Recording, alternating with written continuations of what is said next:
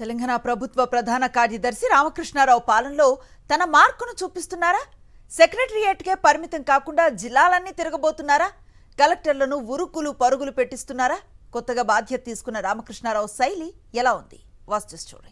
రాష్ట్ర పాలనలో రాజకీయ నాయకత్వం ముఖ్యమంత్రిది కాగా సమస్త అధికార యంత్రాంగానికి ప్రభుత్వ ప్రధాన కార్యదర్శి నాయకత్వం వహిస్తారు.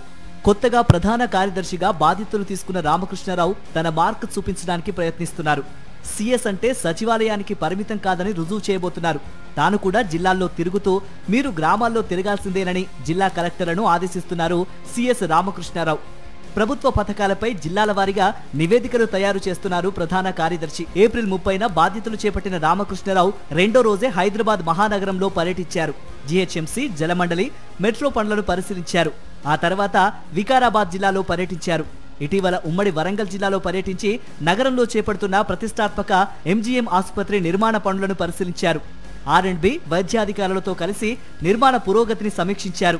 వేసవిలో సాగునీటి సమస్యపై మిషన్ భగీరథ అధికారులు రెగ్యులర్ గా నిర్వహించే టెలికాన్ఫరెన్స్ లో పాల్గొని జిల్లా అధికారులను ఆశ్చర్యపరిచారు సీఎస్ రామకృష్ణారావు. గతంలో ముఖ్యమంత్రి రేవంత్ రెడ్డి ఉన్నతాధికారులను, జిల్లా కలెక్టర్లను ఫీల్డ్ విజిట్ చేయాలని పలుసార్లు ఆదేశించిన అధికారులు పెడచెవిన పెట్టారు. మంత్రులు సైతం తమ నియోజకవర్గం, సొంత జిల్లా పర్యటనలు మినహా ఇన్ఛార్జిగా ఉన్న జిల్లా పర్యటనలు సరిగ్గా చేయడం లేదు. ఒకరిద్దరు మంత్రులు మినహా మిగిలిన వారంతా ఆకస్మిక తనిఖీల్లో సైతం చురుగ్గా పాల్గొనడం లేదనే విమర్శ ఉంది. ఇప్పుడు సీఎస్ వరుస పర్యటనలతో అటు కలెక్టర్లు, ఇటు మంత్రులు కూడా ఆకస్మిక తనిఖీలు చేస్తారా లేదా అనేది చూడాలి.